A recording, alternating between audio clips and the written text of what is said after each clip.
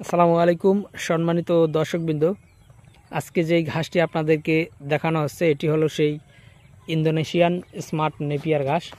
দর্শক শ্রোতা, এই ঘাসটি মূলত আমরা বলে থাকি ছাগল, গারল এবং গাভী গরুর জন্য চাষ করার জন্য। বর্তমান সময়ে আমরা এই ঘাসগুলো তো দর্শক শ্রোতা, এই স্মার্ট নেপিয়ার ঘাসটি মূলত ছাগল, গারল এবং গাভী গরুর জন্য বেস্ট হয়ে থাকে। আর এই ঘাসে যেহেতু আপনার প্রোটিনটা বেশি, বিশেষ করে 22 থেকে 25% মতো এই স্মার্ট নেপিয়ার ঘাসে প্রোটিন রয়েছে, সে কারণে এই ঘাসটি গাভী গরুকে খাওয়াতে পারলে গাভীর দুধ বৃদ্ধি পায়। পাশাপাশি পাশে যে আরেকটি ঘাস দেখতেছেন, এটি হলো সেই ডক্টর জহির স্যারের চীন থেকে আনা জারা 1 হাইব্রিড। দর্শক, একই সময় কাটা হয়েছে এই ঘাসগুলো।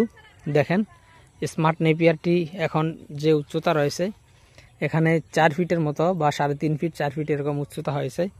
আর জারা 1টি মোটামুটি 5 ফিটের মতো উচ্চতা হয়েছে। কিন্তু জারা ঘাসের প্রতিটি জারে আপনার 15টি, 20টি, 30, সর্বোচ্চ 30 থেকে 40টি চারা আছে জারাতে, এর বেশি কিন্তু চারা নেই। আর এই স্মার্ট নেপিয়ারে আপনার প্রতিটি জারে আপনার 150 থেকে 200টির মতো চারা কিন্তু এই ঘাসে রয়েছে। তো দর্শক, আসলে যখন ঘাস কাটা হয় এবং কেটে যখন মিটারে মাপ দেওয়া হয়, তখন আসলে হিসাবটা ঠিকঠাকভাবে বেরিয়ে আসে যে আসলে স্মার্ট নেপিয়ার অনেকে খাটো বলে চাষ করতে আগ্রহী না। এটা আপনার খাটো হয় কিন্তু নিচ থেকে অনেক বেশি চারা হয় দর্শক।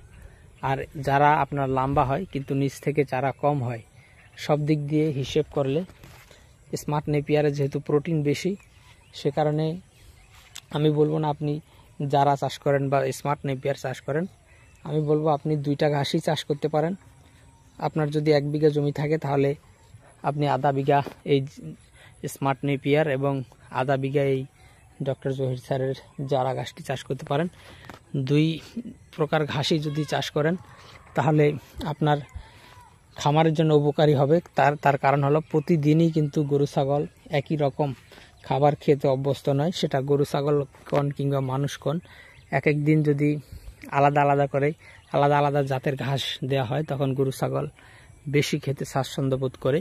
তো দর্শক, এই ডক্টর জহির স্যারের চীন থেকে আনা জারা 1 এবং এই ইন্দোনেশিয়ান স্মার্ট নেপিয়ার, এই 2টি ঘাসের 100% পরিপক্ক কাটিং আমাদের কাছে রয়েছে। আপনারা চাইলে আমাদের কাছ থেকে এই ঘাসের কাটিং সংগ্রহ করতে পারেন।